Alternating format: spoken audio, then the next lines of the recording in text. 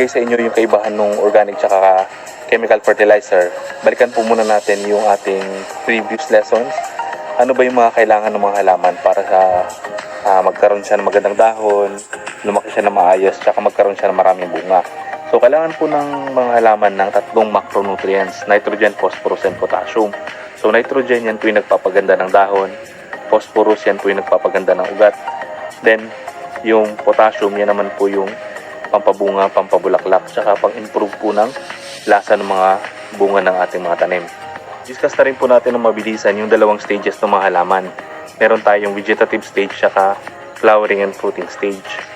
Yung vegetative stage po, yan yung mula po pag-germinate ng seeds hanggang sa bago siya magbulaklak. Yan po yung vegetative stage.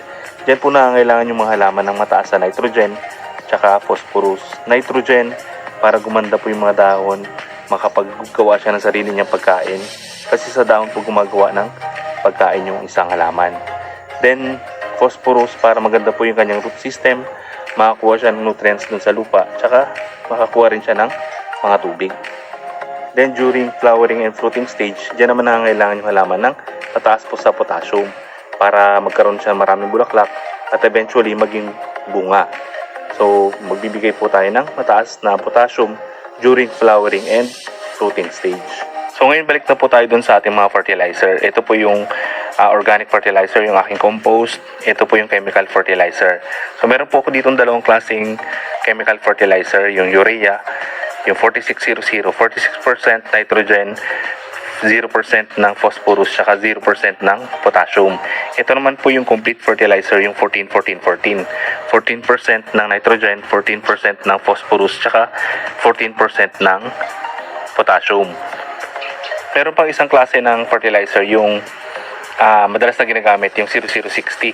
0% nitrogen, 0% phosphorus, saka 60% ng potassium. So yun naman po yung pampabunga tsaka pampabulaklak. So ang kulay po nun, kulay pula, yung 0060 o yung potash. Meron pa pong mga ibang klase ng fertilizer, yung mga tulad ng calcium nitrate, pero ito po yung madalas na ginagamit, yung urea, 14-14, tsaka yung potash. So ngayon unahin po natin ang advantage po nito. Madali siyang gamitin, ready available kasi bibilin lang natin sa mga agri-shops. Tapos napakabilis po ng kanyang epekto at napapataas po nito yung yield. Ang design po ng chemical fertilizer ay nagpapaganda po ng mga halaman, pero hindi po siya nakakatulong sa pagpapaganda po ng lupa. So yung design niya para sa halaman, hindi po sa lupa. Hindi tulad ng organic fertilizer na pinapaganda po nito yung lupa, tapos yung lupa naman yung nagpapaganda sa mga halaman. Napakabilis po ng epekto nito sa mga halaman. Actually mga 3 to 5 days lang makita na po natin yung mga improvement sa dahon, sa ating tanim. So ganun kabilis yung kanyang epekto. Ang disadvantage naman po nito, katagalan nagiging acidic po yung ating lupa. Tapos later on, mapapalaki po yung ating gastos kasi mag-increase ka na ngayon ng volume ng iyong chemical fertilizer na ginagamit para ma-achieve po yung mataas na yield. Kasi po pag naging acidic yung lupa, hindi niya po i-release yung mga nutrients na available dun sa lupa. So kailangan mo ngayon magdagdag ng chemical fertilizer para ma-supplement yung pangangailangan ng mga halaman. So doon na po tataas yung inyong cost of operation. Isa pa pong disadvantage ng chemical fertilizer, pagka nasobrahan po natin yung pag-apply sa mga halaman, nakaka-apekto po siya. So pwede siyang malanta or even mamatay po yung ating mga tanim. So tulad po nitong urea, pag ito nihinalo nyo po sa tubig, mararamdaman nyo po na malamig. Pero pag nilagay nyo po sa halaman, pwede niya pong masunog, malanta yung inyong mga tanim. So ganun po katapang yung mga chemical fertilizer. So kapag kayo po ay nagko-container gardening at naparami po yung lagay ninyo ng chemical fertilizer, pwede pong mamatay yung mga tanim po ninyo.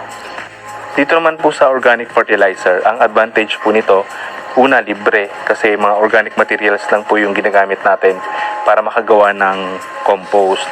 Then isa po sa napakagandang advantage ng organic fertilizer o ng compost ay napapaganda po nito yung ating mga lupa. Kasi yung design naman nito, pinapaganda niya yung lupa. Then yung lupa naman yung magpapaganda sa ating mga tanim. Ang maganda pa po dito sa organic fertilizer o sa compost, wala po siyang overdose. Kahit maparami po yung ating lagay, wala pong problema sa ating mga tanim. Ang disadvantage lang po nito, medyo matagal siyang gawin. It takes time para mabulok po yung mga materials. Then medyo mas matagal siya ng konti sa epekto niya pagdating po sa pag-apply sa mga halaman. Hindi po tulad sa chemical fertilizer na 3 to 5 days lang makita niya na yung result. Pero mamaya papakita ko po sa inyo yung result ng paglagay ko po ng compost dun sa tanim kong kalamansi sa container. So inabot lang siya ng ilang araw, actually 1 week. So mamaya papakita ko sa inyo kung ano yung naging epekto nung paggamit ko po ng organic fertilizer dun sa kalamansi.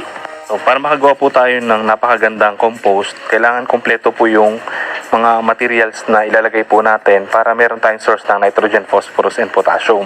So para sa nitrogen, kailangan maglagay po tayo ng dahon ng malunggay o dahon ng kakawate, tsaka dumi ng manok. So yan po yung mga matataas sa nitrogen. Para naman sa phosphorus, yung dayami, dumi ng baka, dumi ng kalabaw. So yan po yung mga matataas sa phosphorus, yung pampaugat. Then para naman po sa potassium, yung mga balat ng gulay, balat ng prutas, pwede po natin isama dito sa ating compost para makagawa tayo ng compost na merong mga pampabulaklak tsaka pampabunga. Pwede rin po natin isama yung mga eggshells para magkaroon siya ng calcium. So kung gusto niyo po matuto kung paano gumawa ng compost, ilalagay ko na lang po yung link sa dulo ng video na to. So ito po yung tanim kong kalamansi sa container na ginamitan ko po ng air pruning. So kung gusto niyo po matuto tungkol sa air pruning, ilalagay ko na rin po yung link sa dulo ng video na to. So ngayon eksakto 7 days mula po nung naglagay ako ng mga organic materials o ng compost dun sa aking container. So nakaraan wala po itong mga bulaklak. Ngayon eksakto 7 days may makikita na po kayong mga bulaklak. Yung iba po nag-bloom na. So yung iba po possible pa lang. Yan. So may bulaklak pa po dito. Yan. Yung mga maliliit na bunga, ano pa yan eh. Nung nakaraan pa siya bago nagkaroon ng bunga. Pero itong mga bagong bulaklak, after ko po mag-apply ng compost dun sa aking container. So may bulaklak pa dito. Yan. So napakarami pong bunga nito. Eh meron pa siya dito. Yan. So inabot lang po siya ng 7 araw nung simula nung nilagyan ko po ng compost yung container. So ganun po kabilis yung epekto ng compost sa tanim kong kalamansi. So ngayon nasa sa atin po kung alin dyan yung ating gagamitin, yung organic fertilizer ba